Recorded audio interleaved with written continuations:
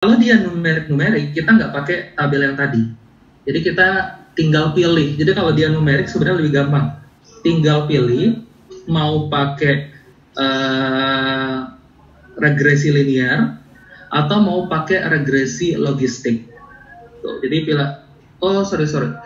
Jadi kalau untuk skala numerik itu bisa pilih antara regresi linear atau mau pakai korelasi Pearson namanya. Korelasi Pearson. Nah, contohnya nih, peneliti mau meneliti hubungan antara lama belajar dengan nilai UKM PPD. Jadi dia mau meneliti antara lama belajar dengan nilai UKM PPD. Nah, lama belajar biasa dia tulis dalam jam per hari. Nilai UKM PPD kan nilainya berapa?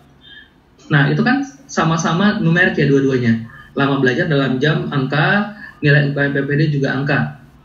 Nah, sekarang bagaimana cara memilihnya? Tinggal pilih aja, mau pakai regresi linear boleh, mau pakai korelasi Pearson boleh. Cuma nanti sesuaikan dengan tujuan dari penelitinya. Pertanyaan penelitiannya apa?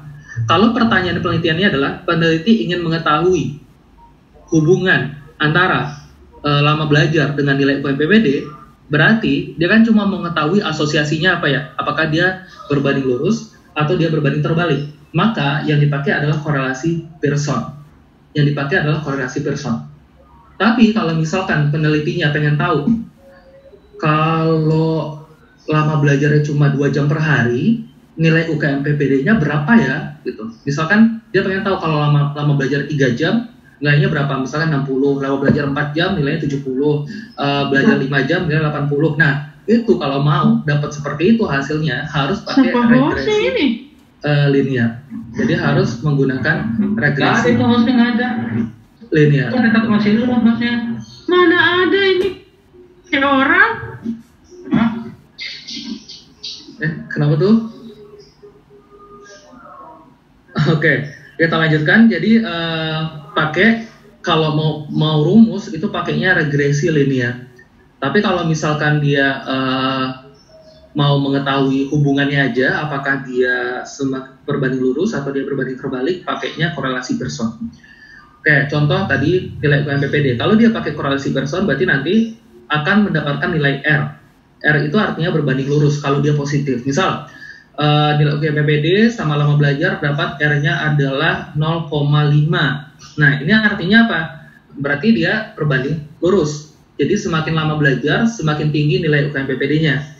Tapi kalau nanti dapat nilai R-nya sama dengan minus 0,5, artinya berbanding terbalik. Makin lama belajar, justru nilai UKM PPD-nya jadi makin rendah. Nah, itu kalau dia negatif nanti hasil R-nya.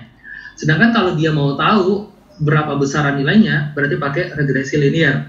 Jadi nanti ujung-ujungnya adalah kita dapat rumus untuk menghitung nilai UKM PPD berapa gitu. Jadi nanti bisa aja dapat rumus nilai UKM PPD sama dengan misalnya akar lama belajar bagi 2,14 dikali 5 misalkan.